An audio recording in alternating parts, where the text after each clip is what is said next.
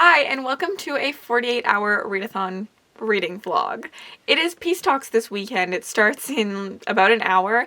Peace Talks is a 48-hour readathon that happens within Realmathon, which is the month-long readathon that I created that happens every year in April. It's about 4 realms ripping each other apart through space and time and competing to be the only realm left to exist. You do this by reading books that are either positive points for your team or negative points for someone else's team. I'm not on a team, and so I've been reading 7 days in each realm, but Peace Talks is 2 random days for me. So I'm pulling out the handy-dandy wheel of fun.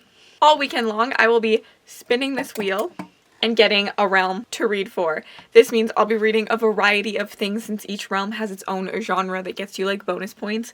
So I'll be reading horrors, I'll be reading fantasies, sci-fis, romances, all of the good stuff. And it's just gonna be like purely chaotic because I'll be reading like for each realm during this weekend, and this is going to determine what I'm reading. We do have each realm on twice, and then we have wild on twice as well, which will just be fun because I'll just get to pick whatever I'm in the mood for, not necessarily like what realm genre. It starts in about an hour. Kickoff sprints are on my channel, and I need to spin this damn thing to figure out what I'm reading. So I figured I would do that with you guys and then let the chaos begin. I don't have full plans for this weekend. There's no like set TBR. I have some novellas that I'm interested in. I would like to continue the Lock and Key graphic novels. I have a Buffy graphic novel to read. I would like to read the novella in the Crowns of Nyaxia series so that I can read the second one soon. I have some horror short books. Untethered Sky I have an arc of, and I also want to read The Keeper 6. Like, I just have a big pile of possibilities, so nothing is set, which is also why I'm doing this. So let's just aim you down for a really bad angle over here. Turn this nice and bright and see what we end up with. I'm so terrified. I don't even know why, because like I'm down for all of these at this moment in time. There's nothing I don't want to read. So oh! Wild for my first spin? I don't even know what to do with this knowledge. I wasn't prepared for that. Oh no! What am I gonna read? I wanted someone to tell me. Okay, what I'm gonna do is I'm gonna put the book that I first thought I would read for all the other realms. Like, I had a book in mind for each other realm, and I think I'm gonna make my Patreons vote on that, because I don't know what to do. After I spun and got wild, I ended up doing a Patreon poll pick and just gave them emojis to decide, and they ended up voting for 6 Scorched Roses without knowing it, but also maybe knowing it because I tried to make them around the titles. Like, this was Fire and a Rose, and so if people knew that I was interested in this book, they could probably guess. Oh, I shook the whole couch. They could probably guess from that this was that. Like, they were obvious but not obvious all at once. All of my wildcard picks will be just defense for whatever realm's genre I'm reading, but obviously the other ones I will only be attacking with other books, maybe. I don't think I'll even use defend points, even though we get a Peace Talks, you know, but I'm sneakily stabbing you all in the back. Anyway, 6 Scorched Roses, if you don't know, is a fantasy romance novella. It's set in the world of Nyaxia, a Crowns of Nyaxia novel, which is a 6-part fantasy romance series by Carissa Broadbent. I literally just last week for Realmathon, week 2, read the first book in this series, The Serpent and the Wings of Night, and I adored it, gave it 5 stars. This is like 1.5, but so far I feel like you could read this without reading book 1 easily. This follows new characters. Like, I know that it attaches to like the world building and the lore of the world in some way, but I haven't gotten there yet. But we're following 2 new characters, and this feels very much more fantasy romance for me than like Serpent to the Wings did, because that felt like fantasy with romance, where this feels like fantasy romance. Like, the romance is heavier plotline in this than it was in the other one. I don't know if I'm making any sense, but anyways, if you don't know what that series is about, it's about our main character who is human and is adopted by the Vampire King. She wants to become all-powerful, so she enters a tournament that the vampires do, every so many years, where their goddess will end up granting them one wish, whatever they want it to be, but they have to be the last one to survive this entire tournament. So she, a human, joins this tournament with like 100 other vampires and has to survive it. And it's so cool. I really, really adored it. And this is like, I want to say a prequel. I'm not entirely sure where it fits in at this moment in time, but I am enjoying it. I'm not loving it the way I liked that one, but I am enjoying it. Sprinston and I have divulged into chaos already, and I don't know how that happened, but there's the potato smut book, and we're trying to convince Rye to read it, and I think she's going to, so I'm very excited for her vlog to come out so that I can see her thoughts on that. See you guys in a bit. Sprints have turned into chaos. We're only like 4 hours into the 48 hours. Pure chaos. If anyone wants to watch them back, it was just hilarious around like 3.5 hour mark, maybe 4 hours. We really divulged into the potato smut world. But anyways, I finished 6 Scorched Roses. From what I've learned, that this character, the 2 characters that this one follows, will be introduced in the new upcoming sequel, and like maybe the sequels after that. There's one mention of their name in the first book, but this can be read completely as a standalone, and I want to commend the author for making the short novella feel like a full-length novel. This feels like it's a whole arc, a whole story in itself. I could just read this and be happy. Of course, I want to read more. I want to read more within the world. But like, you could read this and that's it. And I think that that's such a beautiful thing to do within a novella.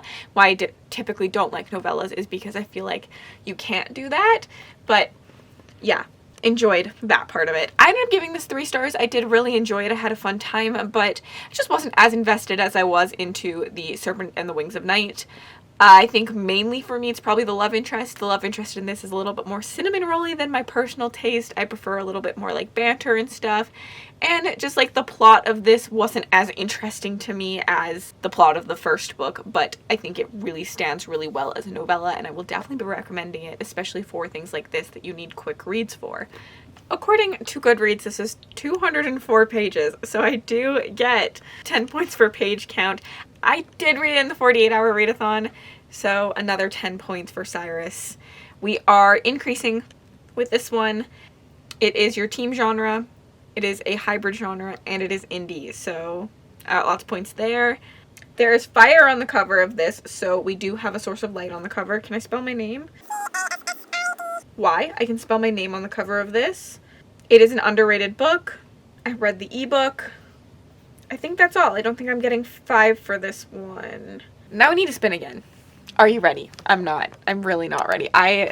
The chaos of sprints has really ruined my reading mojo. Sanctum. Horror. Okay. I can do that. Or thriller. Or mystery. Oh, Lord. I look tired. I feel tired. But I needed to update you on my book choices before I went to bed. I started Pen Pal, and I'm 66% into this. I think I have 2 stories left.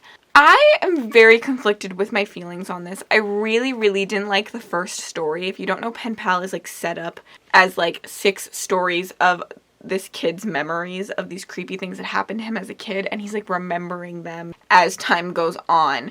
So some of the memories are faulty and he remembers other things later on. It is a cool concept, but I'm not sure it's entirely working for me because I keep wishing it was a linear timeline, but it jumps around quite a bit.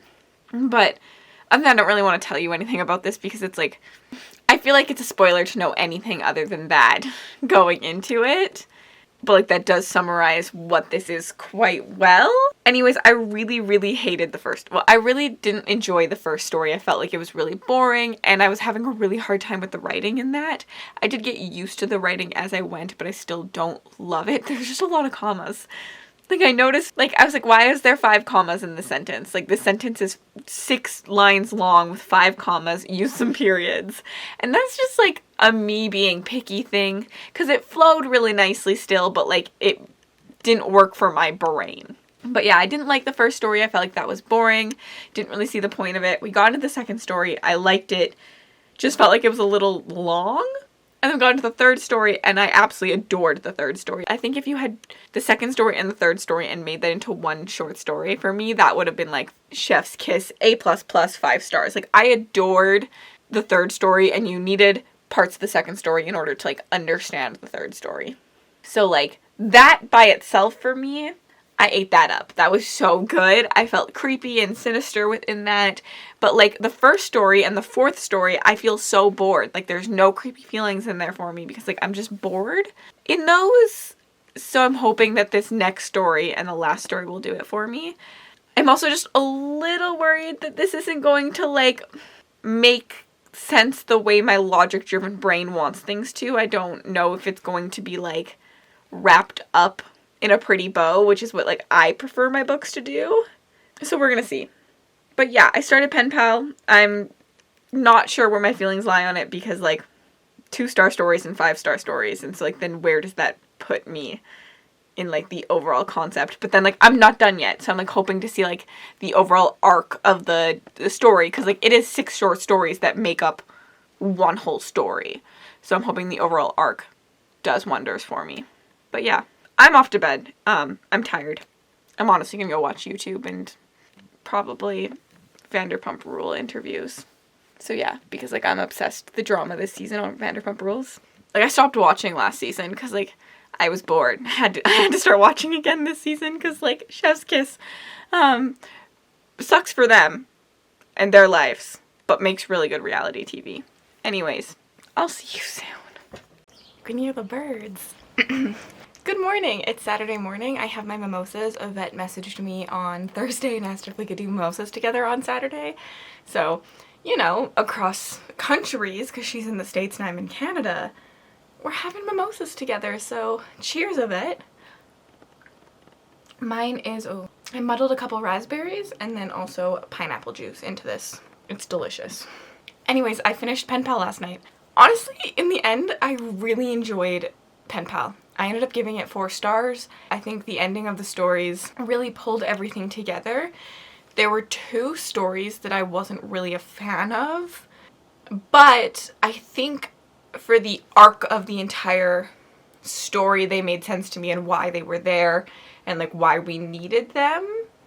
So in the end, I really enjoyed it. I ended up being, like, really creeped out throughout it. The car story, that's effed up. That's just effed up. That's so creepy. Ugh. And, like, the movie theater and just all of that gave me the irks. And I feel like if a book is gonna do that to me, I liked it. And I definitely really enjoyed this one. I definitely would recommend it. It was, like, touch and go there for a while, but, like, the first story just dragged it down, but that's what stopped it from getting a 5 stars. And I was worried we weren't ever gonna get, like, a real conclusion, but I do think we got one. I thought that it was just gonna be very, like, ambiguous, and, like, it is ambiguous, but, like, just has enough of a conclusion that got me over that 4-star hump and made it a 4-star. So yeah, I really enjoyed it. Next up, I'm reading for Enya because I did the spin earlier today. And I think I'm gonna read A Prelude to Ashes, which is the prequel to A Touch of Light, which was my favorite book of last year. Also, my phone is under you guys, but I need to do my attack points. This might get a weird angle, I'm sorry. I originally said that any wild cards would be defense and then any other wheel spins would be attack, but to be honest, I looked for the attack points for this and it was just, like, non-existent, so we are going to defend Sanctum instead. The book is 243 pages, so we get 10 points there. We did read it in the 48-hour readathon, so 10 points there. We're going to increase our magic. I'm going to start at the bottom. It is not a host favorite, and it does not have a social light on the cover. I can't spell my name. It is a new to me author. It's an underrated book.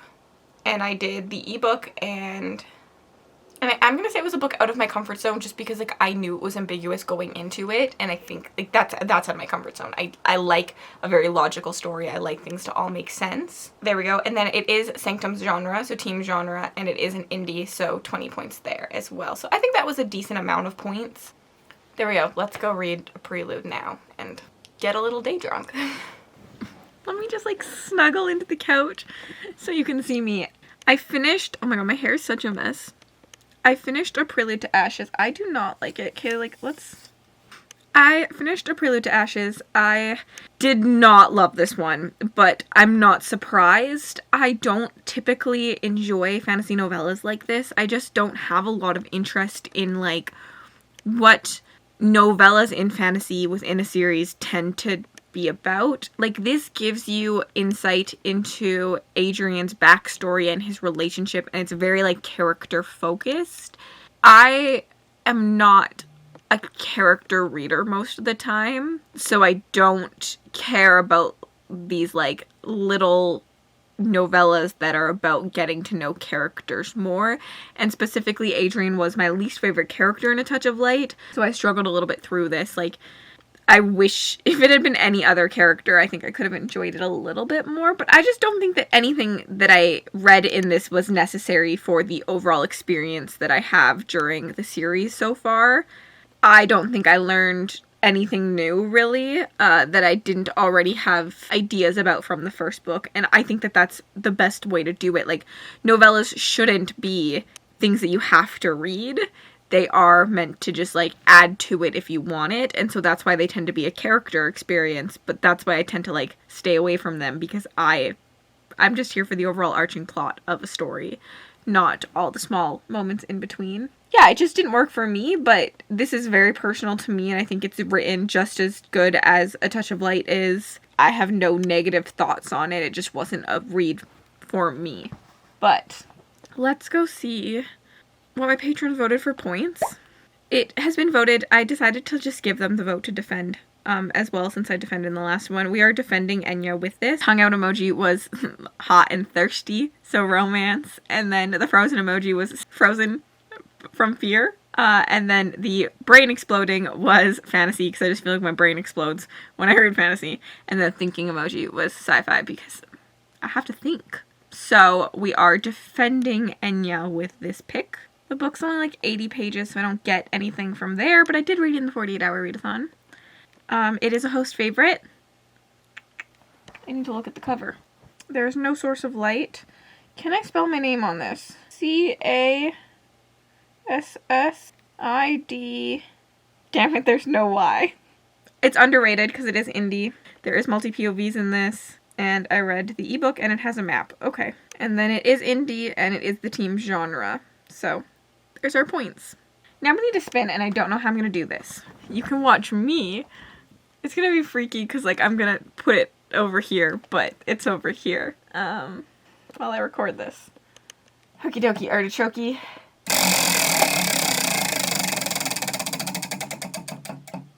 Cyrus. I don't know what I'm going to read at all. I was really hoping for Ilma. It was so close. I wanted to get the sci-fi in because I have a sci-fi I want to read. I'll update you when I know what I'm reading.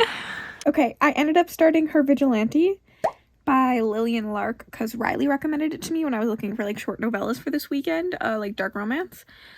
It's a serial killer FBI type thing. That's, like, all I know about it. I went into it pretty blind. I'm 10% in, and I am so intrigued. It's hitting some spots. Like Mind F, There Are No Saints style. I hope it continues like this. I'm so intrigued with, like, the vigilante and hers, like, communication.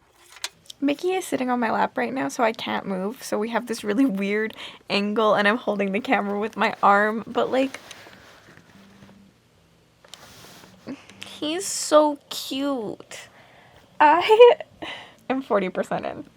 This is an alone time book, guys. As Becca once told me, read it when you're alone. Don't read it on sprints with your camera on, because god damn, that's all I'm gonna say. Like, whew. It's spicy in a good way, and I'm really enjoying it. Her Vigilante is a dark romance that follows an FBI agent who's been working on a serial killer case. This serial killer only will contact them to even, like, discuss things, which is, like, very normal in, like, real life serial killer things, where, like, they kind of, like, latch onto, like, one person. And then a copycat serial killer starts up, and our protagonist and the serial killer have to, like, work together to, like, take down the copycat, because, like, the serial killer stands for, like, more and, like, all this other stuff. And yeah, I'm really enjoying it. It's fun, and also has good discussions, and I just like, it's not what I expected out of it, and it's definitely going to be a high 4, if not a 5-star for me. And I haven't had a 5-star romance, like just a regular romance, since There Are No Saints. That's looking good for me. Thank you, Riley, so much for this recommendation.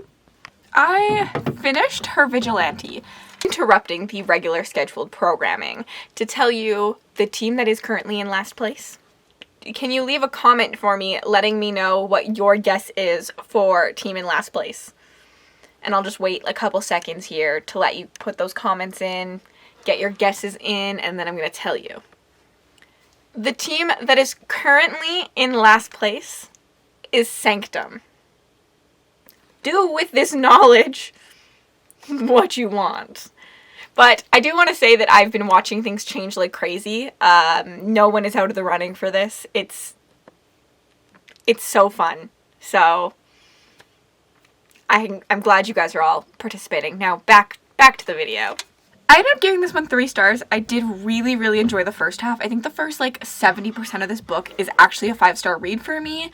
I loved the dynamic in this. I thoroughly enjoyed what was happening, and our main characters, my hair is a disaster. I thoroughly enjoyed everything about the dynamic of our characters, how the relationship was being set up, how they were interacting, things like that. But sadly, the last 25% of this book adds in the trope. The trope I hate so much in romance. The trope. And I just couldn't get past that, and I didn't love the 25% there. However, I'm still really going to be recommending this to people. I think if you are participating in Smut Den next month with us, this is a wonderful read for Smut Den. I really, really enjoyed those first half. Just, you know, I balanced the 5 and the 2s out, and we got 3 stars.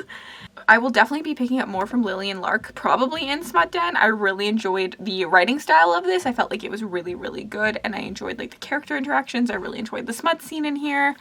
Let's roll this. Okay, my Patrons picked for where my points were going, and this time I did it based on the hosts.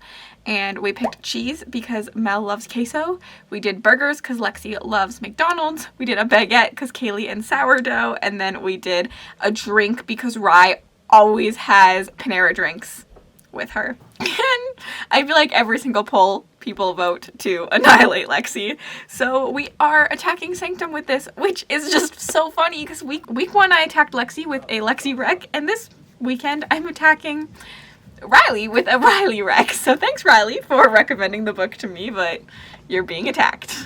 So I did read it in the 24-hour readathon, but I did not get bonus points for page count. It was under 200.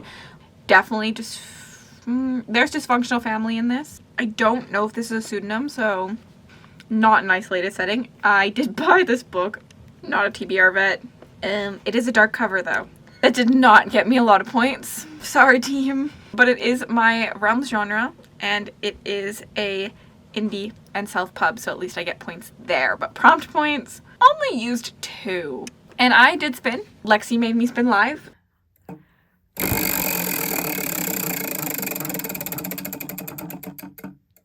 Oh. I literally was like, what if it's a but we landed on Wild. I don't know what I'm doing. Actually, I think I'm gonna pick up an Ilma audiobook just because I haven't read a sci-fi yet. I think that is my plan. And then we'll see where the world takes me from there. Reading is my oyster today. Hi. Oh, there's a red light coming from my... Oh, from these things. Should I like add it for like spooky effect? I don't know. I don't know what I'm saying. I decided to pick up the dispatchers for Ilma for this book since it was a wild card. I hadn't read a sci-fi yet this weekend, so I figured it was a good time to get one in. And I have a lot of sci-fis I would like to read, so if I land on Ilma again, I like have a lot of options. But I picked up the Dispatcher because Emma recommended it to me when I was in the sci-fi reading week, and I was like, oh, it's short, I'll save it for Peace Talks. This is on Audible Plus, so that's like where I got it from. And it's really, really short. I read it in like a sprint, and I really enjoyed it. I ended up giving it 4 stars. I just thought it was such a cool concept. It's like a sci-fi thriller about our world becoming impossible to murder someone. 999 people out of 1,000 would come back from a murder just like randomly alive, and you kind of just get to see this process happen and things like unfold and like the loopholes and beliefs about it and things like that, and like the morality around it. And then we follow a dispatcher who's like a licensed professional to like kill people, to like save their lives essentially. And it's just like a really cool concept, and I'm trying to be like spoiler free because it's so short, so I don't want to tell you a lot about it. I think like going into it is like super fun. It kind of reminds me of the Scythe series, but like short and not just like the like conversations that the Scythe series has and like the setup of the Scythes. I think the Dispatcher has like similar themes to it, but like completely different. Like they're very different books.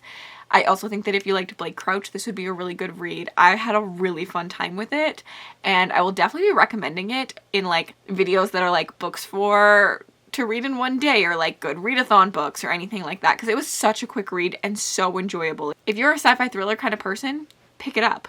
So let's look at the poll to see where my points are going. This one I thought was really easy. I just did the colors of the realms. I found a random emoji that was like each color.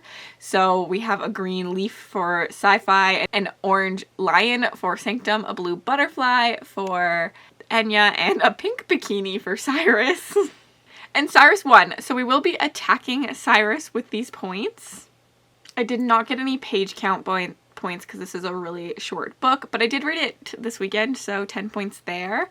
Not a nice latest setting. It is a book I didn't buy because I got it on Audible Plus. It's not a 2023 release or a 22 release. I did read an audiobook. Oh, that only got me 2 points, like 2 prompts. So that was not a good prompt thing. But it is a sci-fi, so realm genre. It is a sci-fi thriller, so hybrid genre. And I think for the purpose of this readathon, I can count it as an indie. Are you ready?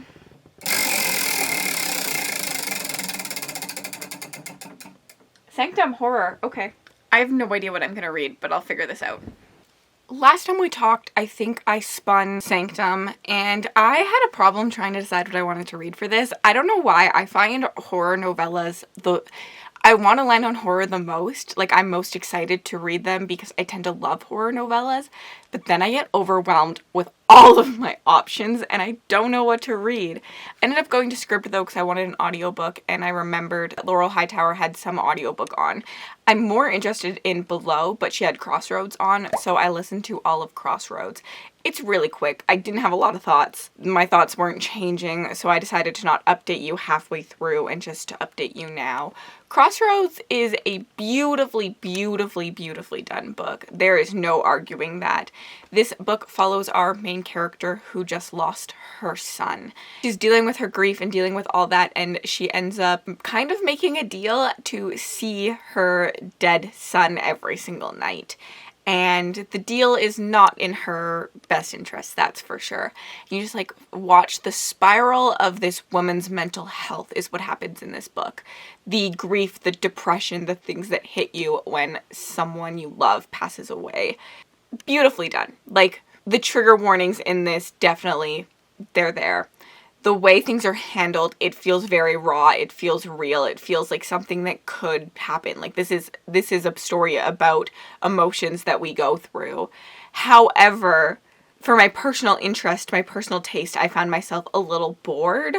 I just wanted a little bit more entertainment value to the story instead of just this wonderful discussion on mental health and grief and this deep dive horror spiral into what that looks like. It just didn't work for me. I ended up giving it 3 stars. I definitely think that a lot of people will enjoy this a lot more than me. Grief horror seems to be hit or miss for me. So that's all. That's my thoughts on it. But I did spin again, and we landed on Sanctum. And I don't know what I'm starting. I wanted to start something last night, but I ended up just like falling asleep. I went to bed so quickly, which was like so early for me. I was literally, my brain was just like so exhausted from reading. I've read a lot. I think I might pick up a Darcy Coates. This one is technically on my Magical Readathon TBR because of clouds on the cover, but I believe House of Shadows also has clouds on the cover, and it's a lot shorter than Leigh Harker, so I think I'm going to read House of Shadows for this prompt. And I will update you hopefully at 50% of this one. Editing Cassidy here, because I did not tell you where my points were going about in that one. Oops. Patreon poll. This one I did things that my friends disliked that were hosts. So Mel dislikes broccoli. So broccoli. Rye can't eat red meat or doesn't like red meat. So Kaylee doesn't like to take Teddy out in the rain. So that's where that went to. And the coffee won. So we are defending Sanctum in this one. And in terms of points, we got the +10 for reading it this weekend. I think I used New to Me author, a book with mental health rep, an ebook, and an underrated book, I believe. Sanctum's genre, and it is an indie. Hi, I'm currently eating lunch, and it is Sunday at about 1 p.m., so I don't have long left. I'm hoping to finish my last book, if maybe my second last book. I might get a short book in after this, which is The Darcy Coates. So I'm 42% into House of Shadows, and I am currently enjoying it. It is the most gothic out of any of the Darcy I've read. It reminds me a little bit more of, like, Craven Manor and, like, the vibes of that, but, like, also I don't know if it's gonna be, like, wholesome the way Craven Manor is or not. We're following our main character whose family falls into some money issues, and so our main character agrees to marry this random man who has some money, and she ends up being shipped off to his house that's like in the middle of nowhere.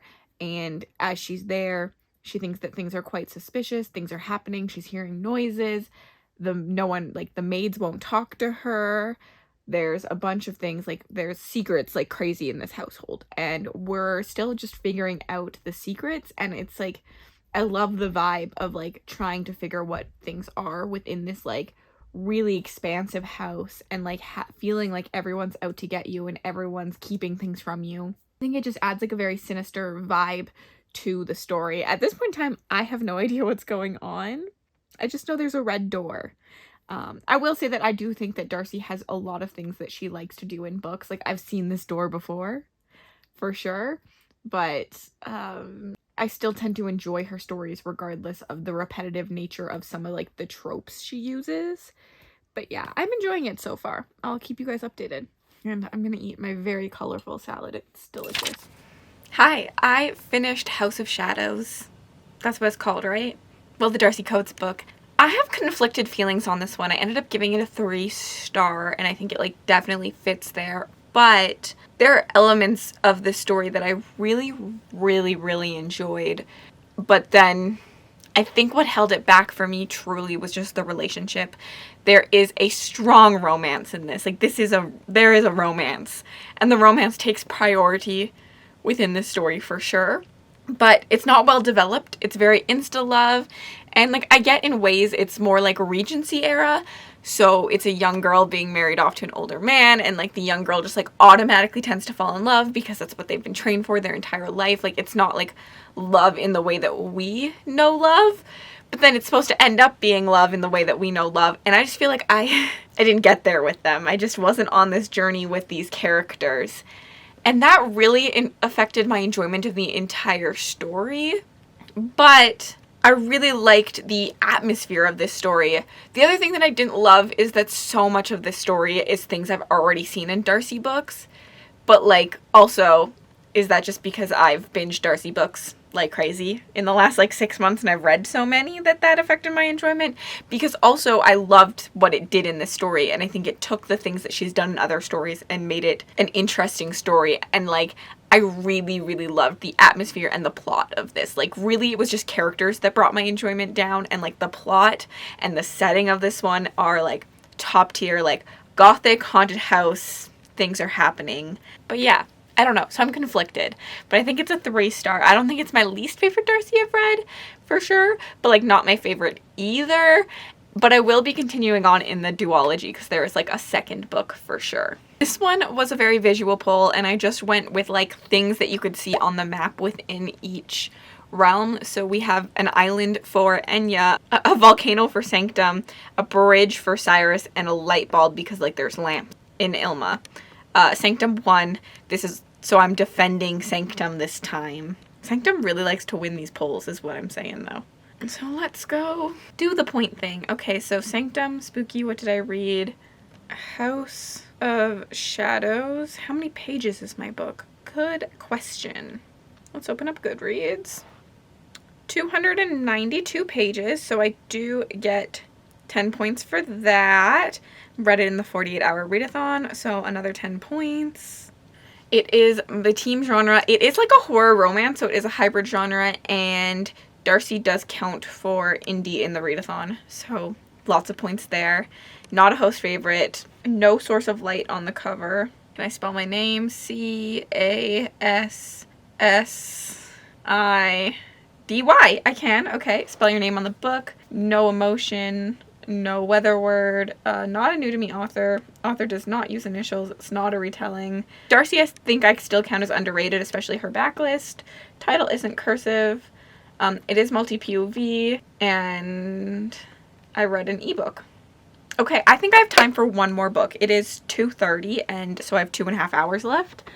So one more, like, novella, I think can get done. I'm kind of in the way. Okay, let's spin. Wild! Okay, it was nice to me, and I got a wild. I think I'm going to read The Untethered Sky by Fonda Lee, since that is on my TBR, and I need to do that. So that I think will be my next book. Damn, that was dark, and I was not expecting that. I'm 13% in and really enjoying this so far. The world building is really interesting, and I really like our main character. I will give you a little bit of a better update at 50%. I am 50% into Untethered Skies. That's what it's called, right? Also, thank you to Tor for sending me this novella.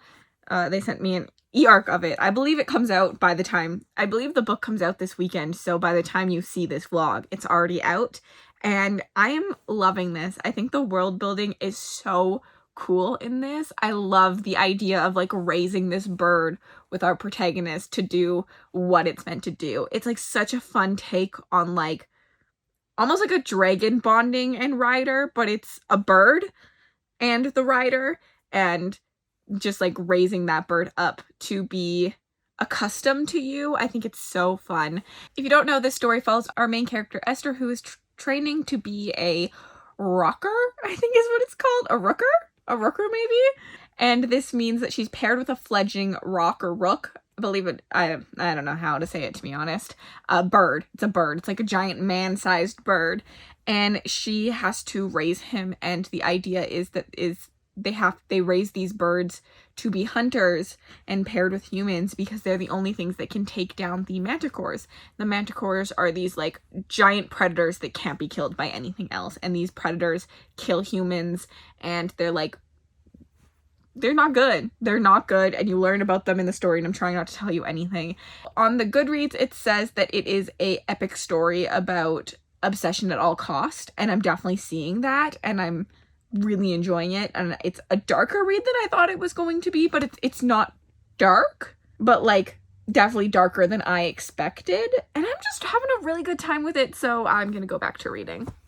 I finished Untethered Sky, and I really enjoyed this one. I had a really fun time reading this. I think the world building is so intricate, but also the nuances on obsession, the nuances on captivity, on what this physical and mental bonding does, I thought was really well done. I really enjoyed the writing in this.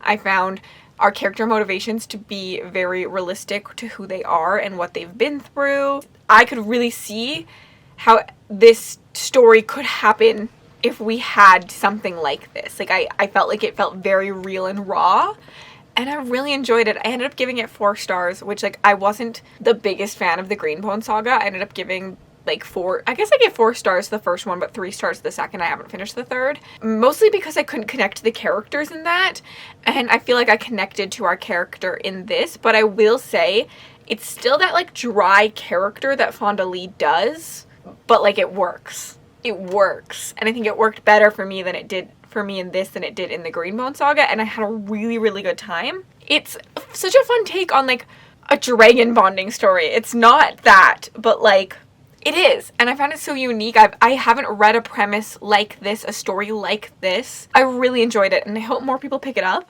It came out last week, so you can definitely pick it up now. But yes, again, thank you to Tor.com for sending me a e-arc of this. Obviously, I didn't get to it until it came out, but like, I'm so happy I had this and the ability to read it and review it, because like, I just think it's a really, really well done story and that you guys should read it. But let's see where my points are going. I actually don't think I made a poll, so let's just defend Enya with this since it was a wild card. Oh yeah, that's where it's supposed to go anyways. That's why I didn't make a poll. I think it's about 180 pages. I read it in the 48-hour readathon. I am increasing positive points.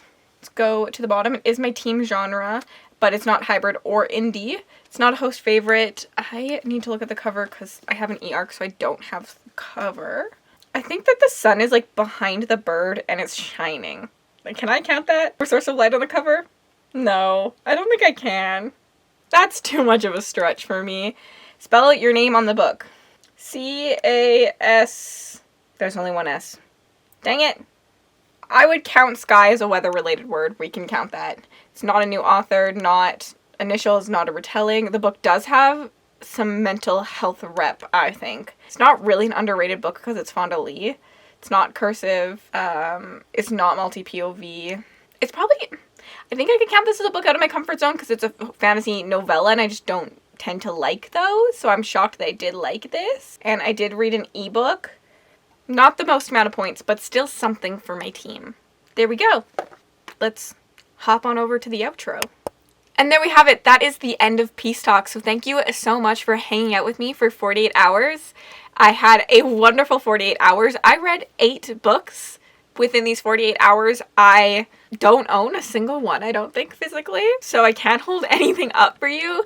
I think my favorite reads of the readathon were either Untethered Sky or Pen Pal. I really enjoyed both of those. I didn't really learn anything else about myself. I do think, actually, you know what I did learn?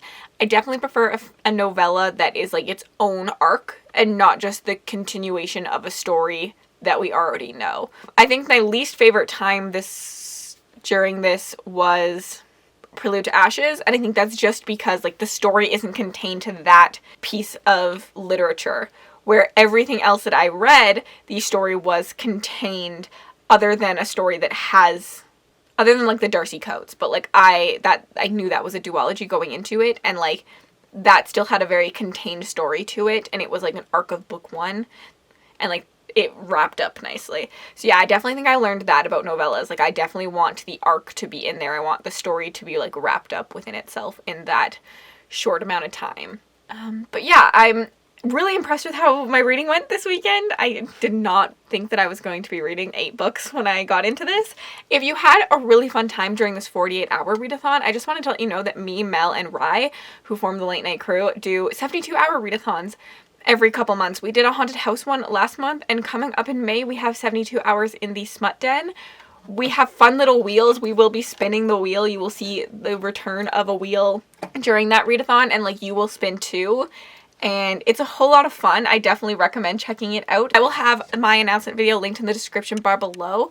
This one is for romance readers, but we do a horror thriller one at some point, and I know that we have ideas for like a sci-fi fantasy one to come up soon, but the one coming up in May is for like romance readers. But I hope that you join us. I find it a fun time to like prioritize romance and to like figure out what I like in romance, since it's like my least read genre.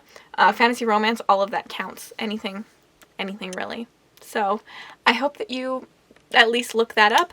Anyways, thank you so much for watching this video. Thank you for hanging out, joining Realmathon. Thank you for repping your teams.